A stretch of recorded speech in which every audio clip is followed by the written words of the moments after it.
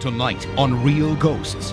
In Kansas, students are running for their lives when a fraternity house becomes a haunted house and one pledge refuses to be denied membership.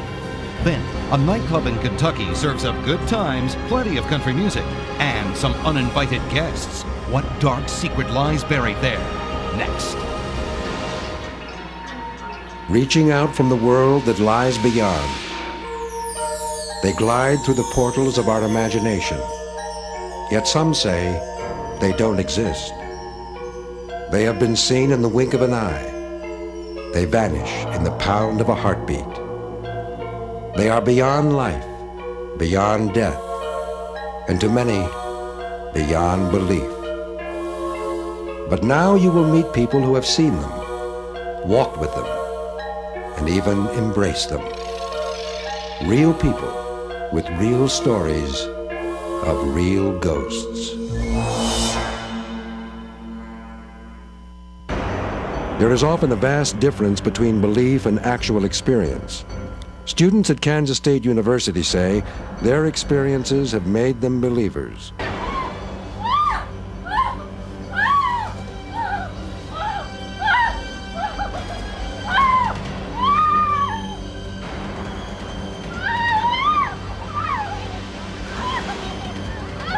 Ever since I saw Animal House, I thought it would be a blast to join a fraternity. From what I saw my first day as a pledge, I knew I was in for some wild times. I had no idea. You know, I don't think she knew how to handle the love machine. What's that smell?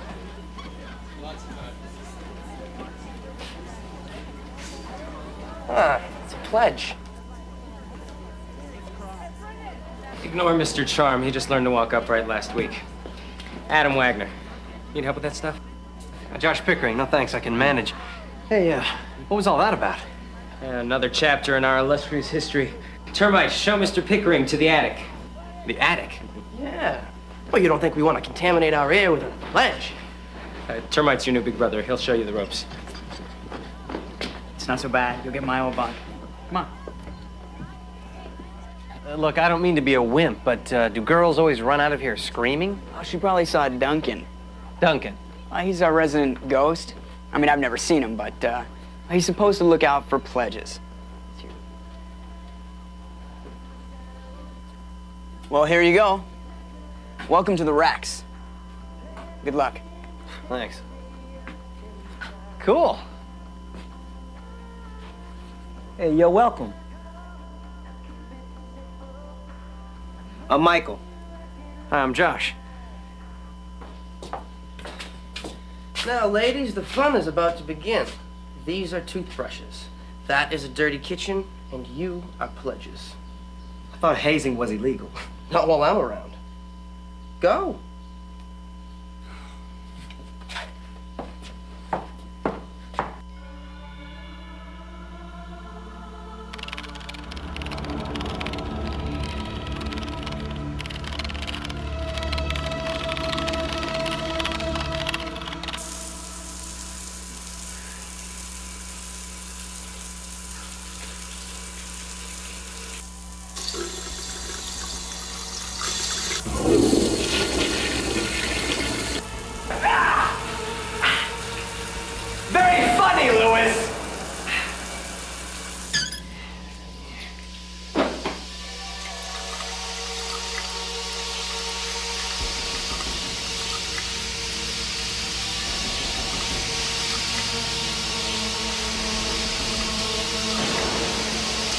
I know what I saw, man. I'm not doubting you. It's just so bizarre. Yeah. Here. I wanted to show you this earlier. I thought Lewis did it.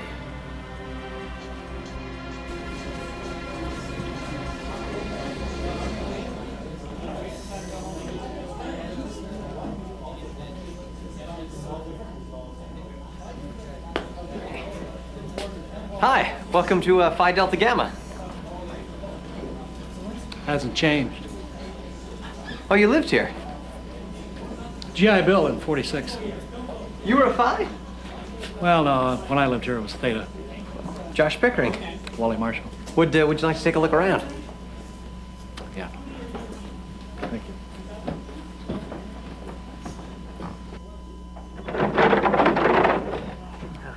Down here is the least used room in the house, the library. Apparently this used to be some sort of sacred room.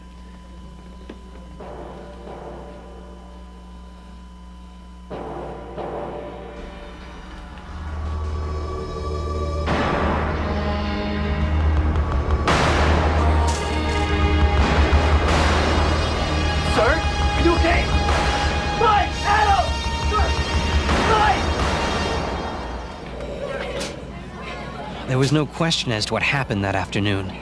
Wally Marshall saw something in that library. But what? Nice going, boys. What'd you do to that old geezer? Short-circuit his pacemaker? Lewis, is there something we should know about the library? Yeah, there is. You're both sleeping there. Tonight.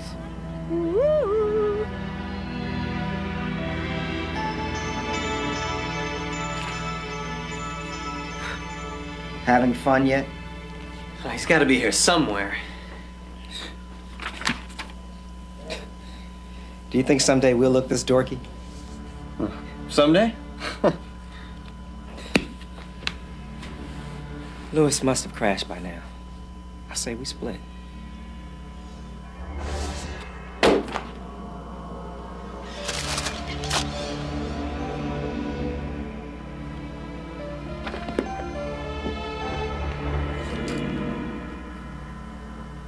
I know this guy. He's the guy that had the heart attack. And look. Duncan Palmer. Razor's on stun. Hi, Captain.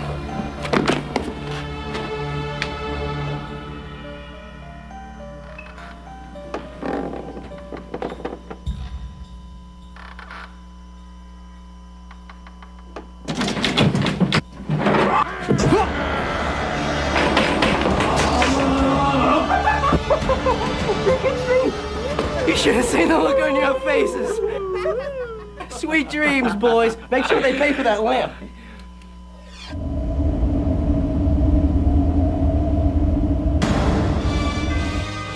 Don't you see him? He's right there. I don't see anything. Do you? Nah, man.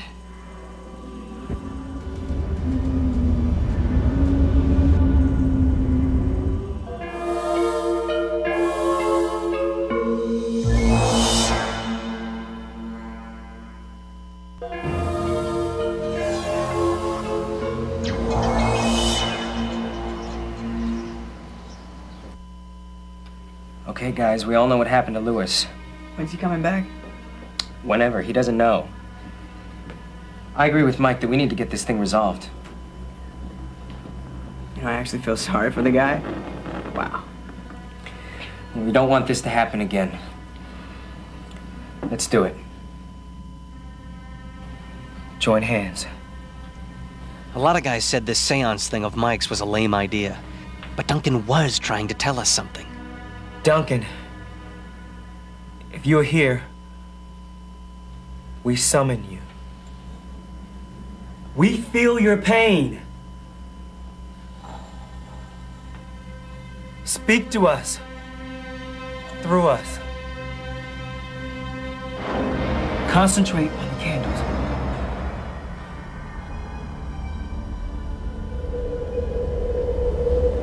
It's getting cold in here.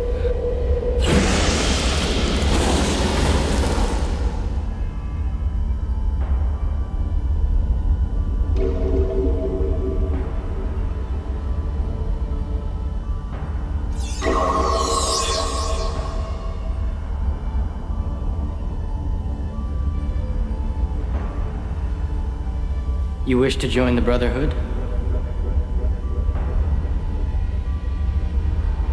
I wish to join, Brother Wallace. Then you must walk the gauntlet.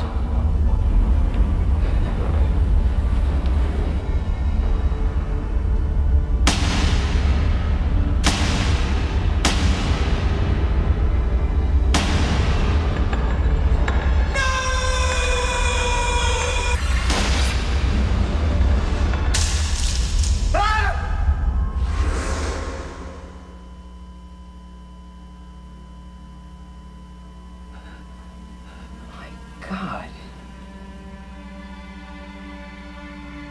Some of us still don't believe the spectacular events actually happened, but it all made sense to me. Wally Marshall was responsible for Duncan's death, a hazing incident that was covered up. Duncan only wanted to belong, which is why he still hangs around the fraternity. For some reason, he latched on to me, which is why I've made this decision. That's it. My eyes are fried. Good night, man. You sure you won't reconsider? You're really gonna move out? Good night, Mike.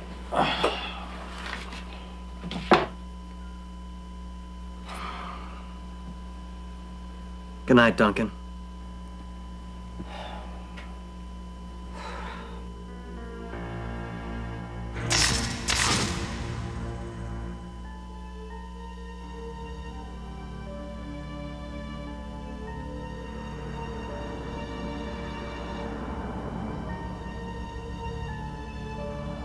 You've got to get up now.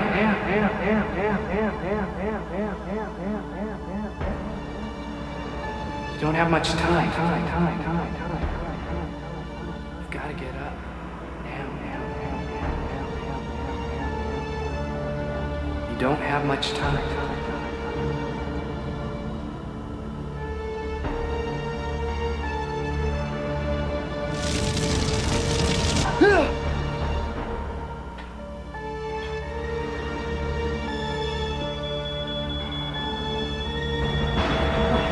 Come on, man, get up! There's a fire! Come on! Guys, get up! We're on fire! Come on, man, get up! Get out! Mike, let's go! Mike told everyone I saved their lives. It was time to set the record straight. We're gathered together to honor a brother. There's only one way we can thank you.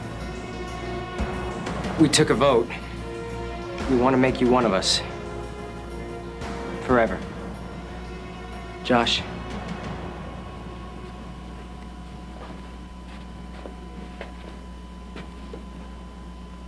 You should have been given this a long time ago.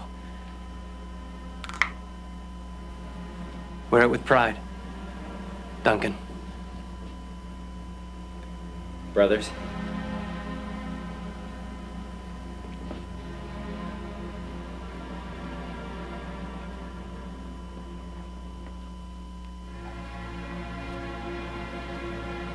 Nice work, man.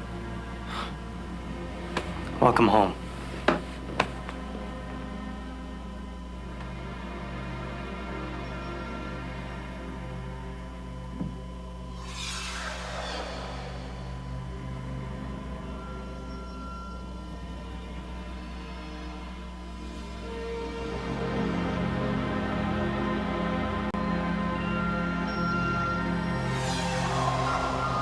Just outside the campus of Kansas State University in Manhattan, Kansas, is the Pi Kappa Phi House. Here we are now in the room where Duncan was actually killed. As rumor has it, he was kneeling down over here on the floor during a paddling incident, and he accidentally looked up and got hit on the back of the head with the paddle. Well, after the blow to the head, the blood supposedly came over and hit this wall, and ever since then has been seeping through red, so we thought maybe wallpaper would cover it up. Well, after we wallpapered it, still didn't work. You could see blood outlines, and we actually saved some of that when we tore it down, and this is what we call our blood ball. This used to be a completely beige wallpaper, and now you can see how the red has come through. Larry Keller had a late-night encounter with Duncan. One night, sitting in here brushing my teeth with another guy in the house, getting ready for bed, doing the normal chit-chat stuff, whatever guys do before they go to bed. We used to have a fan in this corner over here, and we had different lights that had outlets, and on the last outlet the fan was hooked up, and we had it going, usually to air out the room. Well, in this particular instance, we're brushing our teeth and the fan turns on by itself. Goes for about 15 seconds on high. Next thing you know, it shuts off. We come over to investigate, and the fan is in the off position the entire time. And in about the same amount of time that it would take someone to walk from the fan over to the door slams. That's my closest encounter with Duncan. The night of the fire is still fresh in Joel Pickering's mind. When Duncan woke me up during the fire, I saw him walk by the bed. So then I jumped up and looked down at the bed, which I could see smoke was just rolling up out of this. And to this day, I believe it was Duncan that saved our lives. Sergio Lopez lived in the house for 3 years. A fraternity brother of mine was sleeping in that bunk right there. One night when he heard the door open, he heard somebody walk up the steps, walk across the aisle, hearing the floor squeak. He swears he didn't see anybody. He believes it was Duncan. And to this day, my friend refuses to come up here. Occasionally, the members of Pi Kappa Phi go in search of Duncan. Oh, great and mystifying Ouija. Is there a spirit here with us now? A couple of guys got up on the table and sat Indian style and had the board between them and tried to call Duncan. Well, nothing was happening. We couldn't figure out why. And not till after that, we found out somebody had a Bible in the room. And as soon as he left, it started working. We said, what's your name? And he spelled out Duncan. And every time we would say his name and try and call him, the wind would start howling and our candles would start flickering. It was pretty rough there after we played Ouija. It really put in a lot of guys' minds that he is real and he is here in the house. And it really makes you wonder, you know, he could be sitting right here next to me and I wouldn't even know it. At a reunion of the Phi Gamma Deltas who occupied the house in the 1970s and 80s, it was clear that Duncan had been haunting the house for years. Granted, it is an old house, but when you hear doors closed that are supposed to be locked, coffee cups falling off the shelves, we don't have an explanation of what happened, but something happened. To this day, Duncan continues to haunt the frat house, his spirit stuck somewhere between the living and the world of peaceful souls. I have no idea what exactly his purpose is. As far as I know, he likes it here. A grand tour of America's most haunted people, places, and things when Real Ghosts returns.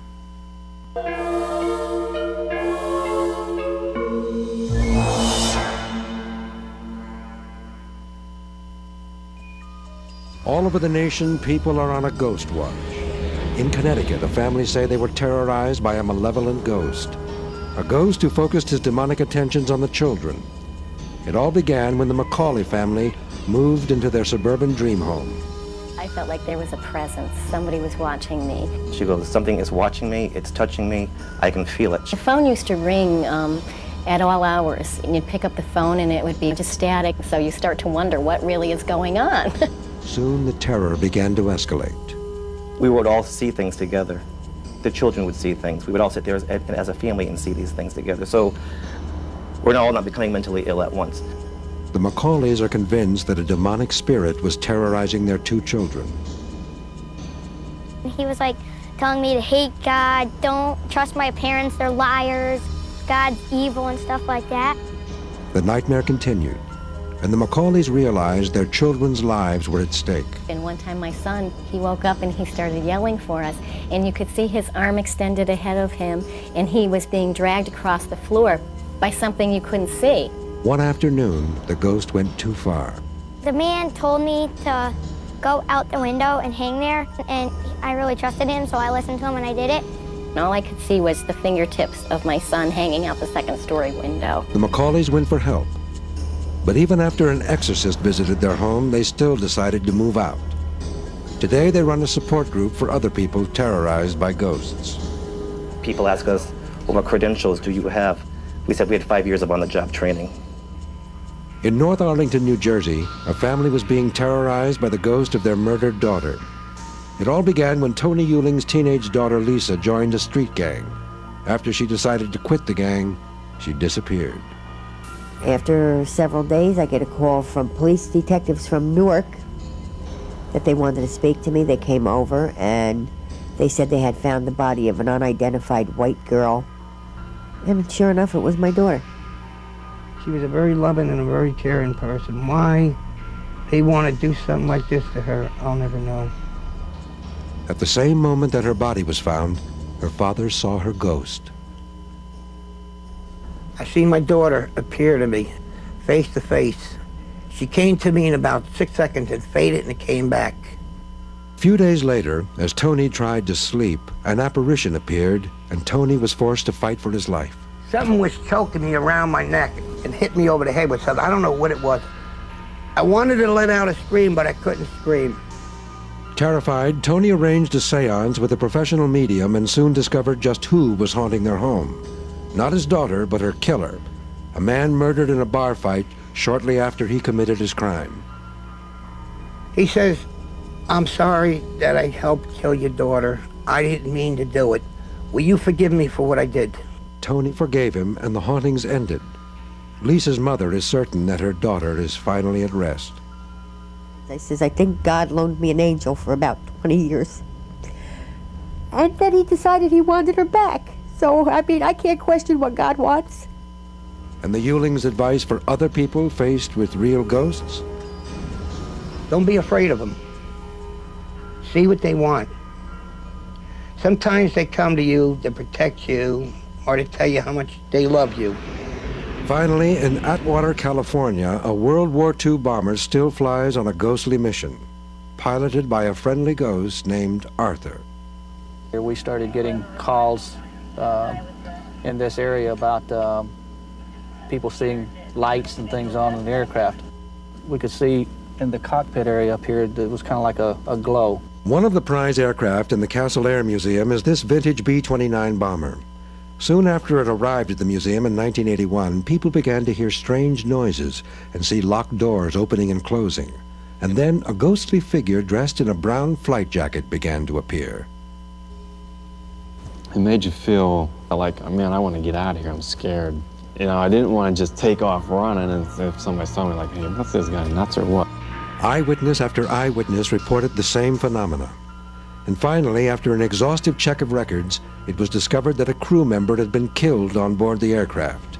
Apparently, he refuses to leave.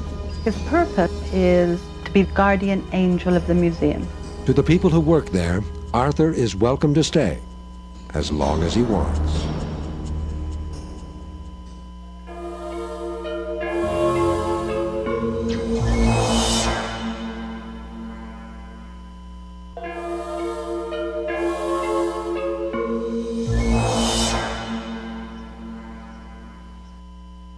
It is said that when a house is built on haunted ground, ghosts will linger within. Few of us ever check the history of our property, even though it might hold a dark secret. Come on, darling. Let's get this over with. Die game and die hard. It's your choice.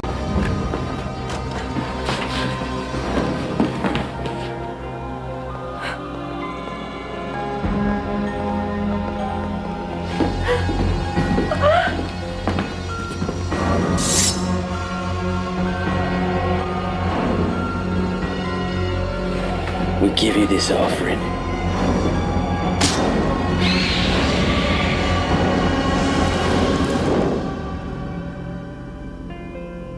When Bobby Mackey and his young wife were looking to start a country western club, Well, darling, here we are. they weren't concerned about the past, just the future. Is this great or what? Hey, buddy, it's great. Here. Now we get one of the mechanical bowls, we'll put it right over there. And this bar, we can use this for the bar. Great. It's a little messy right now, but I'll get it fixed up. Oh, what's this stuff? I think get a couple pool tables and put them over here. And then, it's bright lights and country music.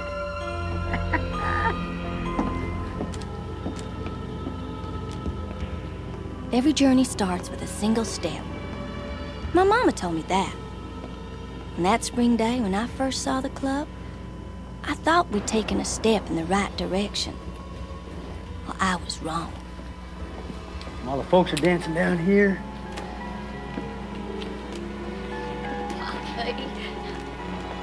Yours truly will be right here where he belongs, in the spotlight.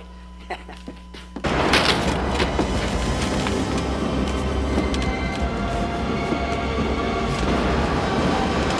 you okay? Yeah, I'm okay. No wonder this place is so cheap. No.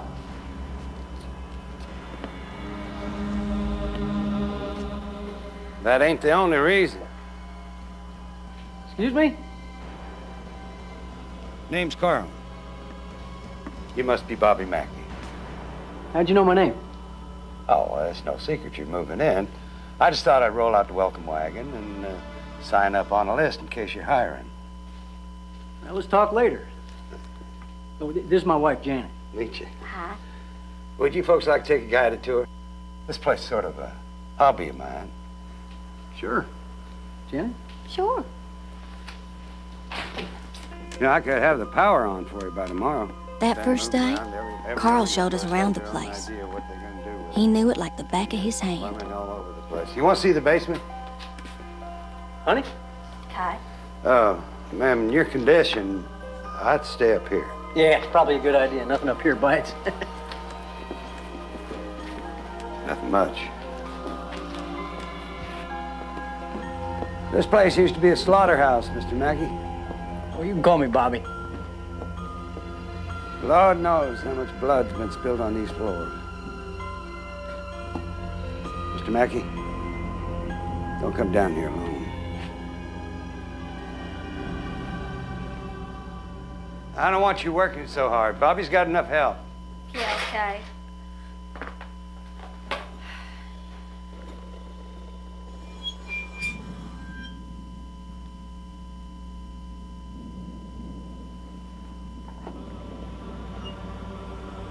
Carl, you hear something?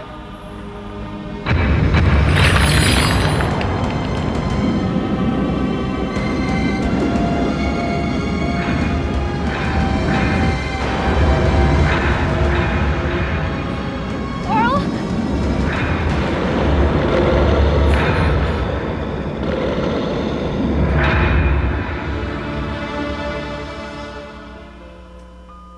I was not hallucinating. Carl saw it too. Well, then you're both nuts. Just don't get it, do you? There is something wrong with this place. Janet, honey, believe me, the sooner this place is cleaned out, the better. Now, I know we're all a little stressed out, and you with the baby and all. She's right, Bobby. You gotta move slow here. The things happen to people who move too far, too fast. No, I'm serious. The guy that ran this place in the 30s, he was murdered. Shot by his own daughter. Then she killed herself. And that's not all. Back in the 1890s... No, now it's you who doesn't get it. You know how many crappy joints I had to play? How many drunks I had to dodge? How many cheap, no-count club owners I had to beg in order to get paid? All so I could save up enough money to buy this place. Now, I swore, honey, one day I was going to get off the road and bring the road to me. And I'm going to do it. I'm going to do it.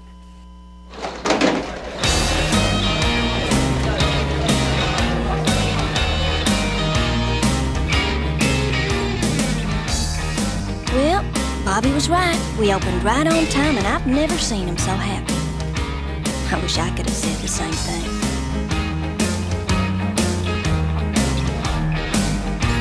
Come on, sugar, drink up. I'm buying tonight.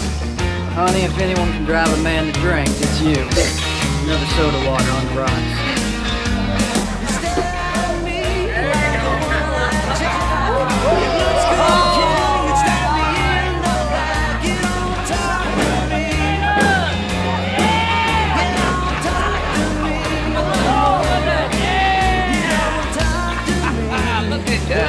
Better go easy on this next one, Jerry.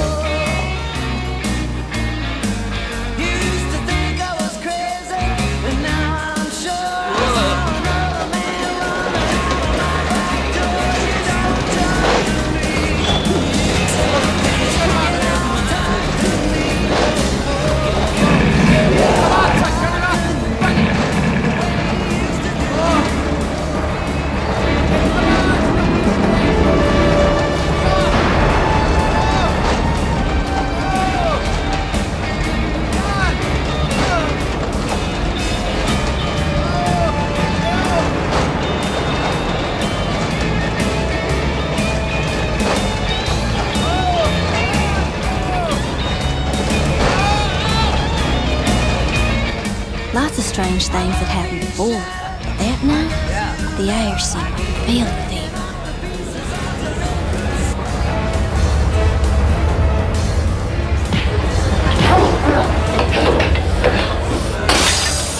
Come on!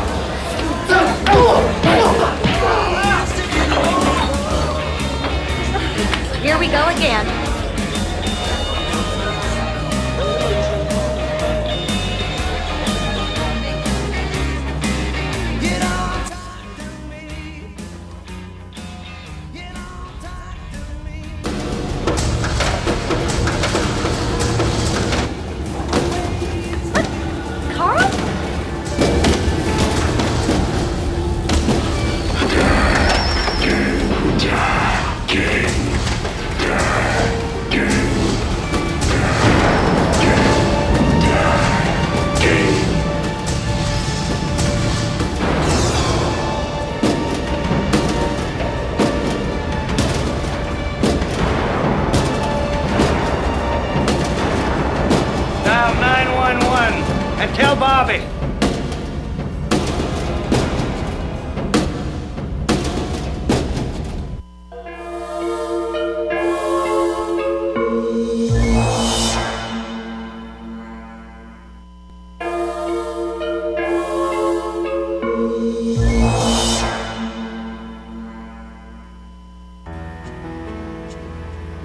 The Mackeys wanted to get to the root of their nightclub's ghostly occurrences.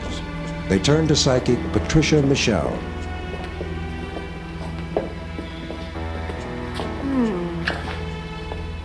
What's it mean? It means, Look, I'd just as soon you and your wife wait here. Carl, can you show me the basement? Yeah, sure. I guess.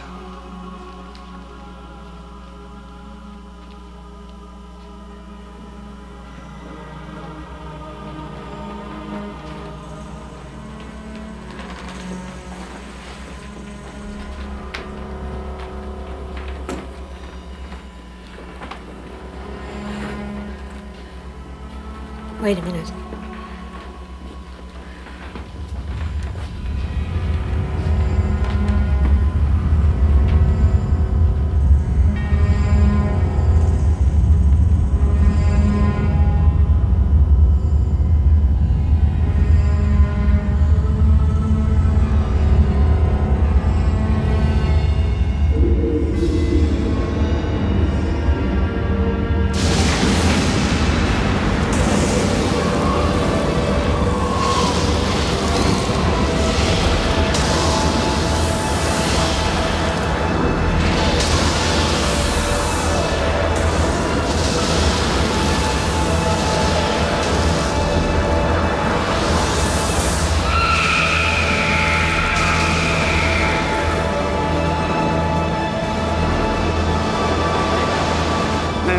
Are you all right? You didn't see the will. You mean they're right? Right. About what? About everything. This place. Look, we gotta get out of here. You go. I need to be alone. It's an old story about a well in the basement and what got tossed into. What does that got to do with anything? Well, maybe everything. They said it happened 100 years ago. A woman was found murdered, all cut up. They caught the two killers. On the day of their hanging, the first man went down without a sound. Then the judge tried to make a deal with the other. If he told where he put her head, he'd only get life. You bastard. Tell us. I'll tell you nothing. Wait! I curse you and men like you. Men who think that they can judge me. Any man who presumes to interfere with the work of the Dark Lord shall suffer for all time. May your God help you. They say he was hung right outside. Anything else you haven't told us? Why didn't you say something earlier? Would it have made a difference?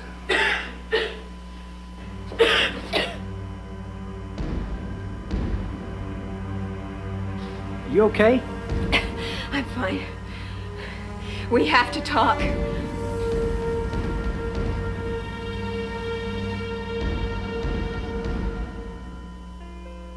You're crazy. Both of you, you're crazy. Now, what you're saying is in order to put things right, I gotta tear down my nightclub, dig down 100 or so feet, and look for a well that may or may not exist? And then I gotta reunite this woman's head with her body? Come on. That's not all. I also felt a very strong threat, anger, directed at I'm not doing it. I can't do it, and I won't do it. Mr. Mackey, you're next. What? Whatever it is that lives here is determined to punish the men responsible for keeping it here. Today, the responsible man is you. You are the owner. Wait a minute. You just wait 1 minute. Are you sure? Nothing can be certain, but I take this warning very seriously.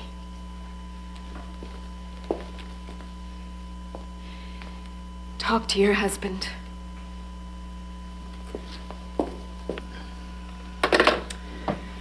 Hey, baby, it's all right. We can figure something out. No, it's not that. I'm going to be issued a subpoena to appear in municipal court. Richard Lawson is suing us for damages, claims we're responsible for what happened to him in the men's room. Emotional damages, he's calling it. Wants the court to order an exorcism or shut us down.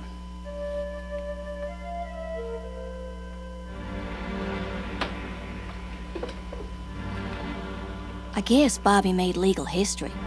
First ever lawsuit over a haunting. For some reason, Bobby didn't want me to go to the trial. But the night it was over and the verdict was announced, I found out why. In an unprecedented ruling, the judge decided in favor of the bar's owner. The judge said the alleged ghost attack on Lawson was not the result of negligence. Therefore, Richard Lawson was not entitled to damages. Lawson responded by saying that any future incidents should be on the judge's conscience and not his, a charge the judge swiftly rejected. In Wilder, Kentucky, Chris Baelish reporting. Well, congratulations, Bobby. Yeah, hooray for the home team.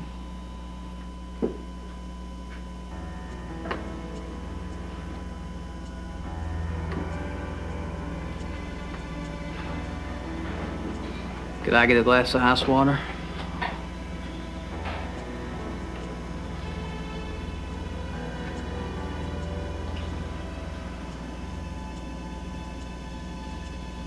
Make him a double, Vicky. I'm buying.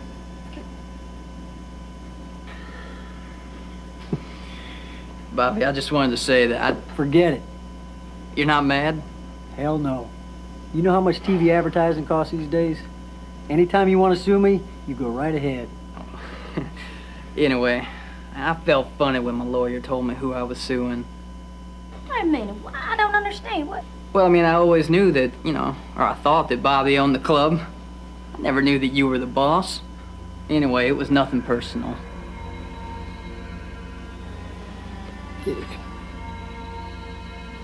It's for tax reasons, that's all. I'm still the owner. It's just the deed's in your name. The ghost was sworn to punish the person who was keeping it here, the owner. Now I understood why Bobby didn't want me at the courthouse. So, I'm making this tape for a reason. In case something happens to me. Bobby did what he had to do, I guess. I don't know. We tried to sell the place, but nobody's buying. So all we do is sit here and wait. And wait.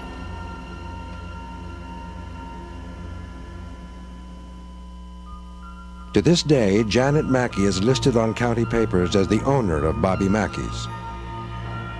I won't come in here alone because of what's happened to me in the past. It scares me because I honestly think that there is something here will hurt me if I'm by myself. Because they're after me, no doubt about that. I think that the reason why Bobby turned the ownership over to me, that he's really afraid they're going to get him. I certainly wouldn't put the danger on her and take danger off of me. I don't believe there was any danger to begin with. It was strictly a career move, a timely thing, a circumstantial thing, and had nothing to do with anybody being in danger, because I've never seen anybody in any danger in here whatsoever.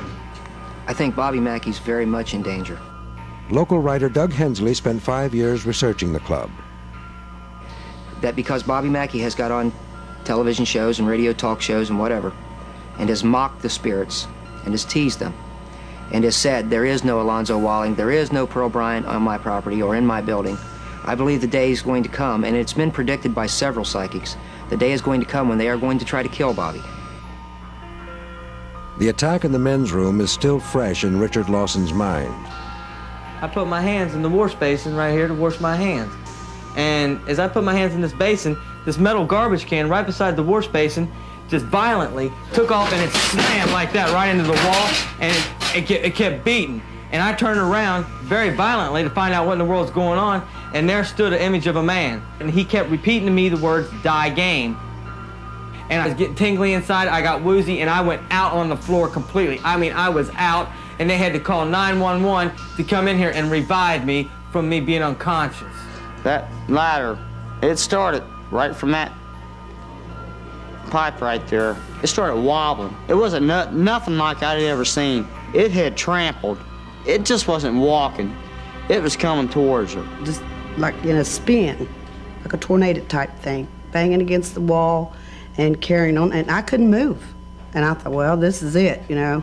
I'm either dead or it's after me and my child. Psychic Patricia Michelle witnessed the evil that lives within Bobby Mackey's. I had these very eerie feelings as I started walking through this basement, cold chills, but then in my mind, I could see a well, and when I saw it, I saw a head in it. Bobby Mackey continues to play his music for the fans every weekend, who come out despite the ghosts. There's nothing here. I mean, nothing to be gotten rid of. I don't think there's anything such as that on the face of the earth. Well, if it happened to you, you would. If you. But you know, when you have something. You show me a ghost. You show me a ghost, and I'll ride. I couldn't show you because you're never with me down there. I'll ride the mechanical bull in the nude. Well, you ride it in the nude. You get ready because they're here, and you might have to go. You might have to do that because they're here, and if someday they will grab you right from behind, you won't even go there. Well, I'll have to buy you one tomorrow. What compels the haunting events we've seen tonight? Why do people experience and report the extraordinary, sometimes at great risk to their own credibility? All we know for certain is that there are many more stories like these, stories of real ghosts.